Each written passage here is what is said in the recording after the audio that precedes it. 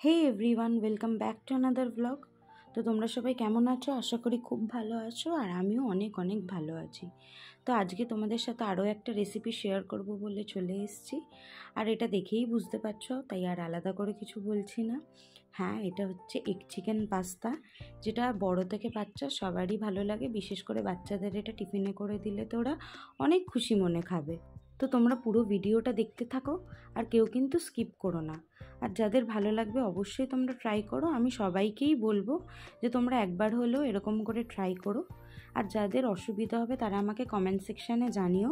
এছাড়া আমি সমস্ত কিছু ডিটেলসে ডিসক্রিপশান বক্সে দিয়ে দেবো, আর তোমরা ডিসক্রিপশান বক্সটা অবশ্যই চেক আউট করো। আর যেহেতু আমি এখানে সম্পূর্ণ ডিটেলসে দিয়ে দিয়েছি, তো আমি আর আলাদা করে এখানে কিছু বলছি না। আচ্ছা, এবার বলো তো তোমাদের পাস্তা খেতে কার কার ভালো লাগে? আমার তো দারুণ লাগে খেতে, সেটা নর্মালভাবেই হোক বা এরকম সসে টস করেই হোক, আমার তো খুবই ভালো লাগে খেতে। আর আমার মতো আশা করি অনেকেই পাস্তা খেতে ভালোবাসো। তো যারা এরকম পাস্তা খেতে ভালোবাসো তারা কিন্তু অবশ্যই এরকমভাবে ট্রাই করো, আর আমাকে কিন্তু কমেন্ট করে জানিও। তো এখানে দেখো আমি কতটা সুন্দরভাবে রান্নাটা করেছি।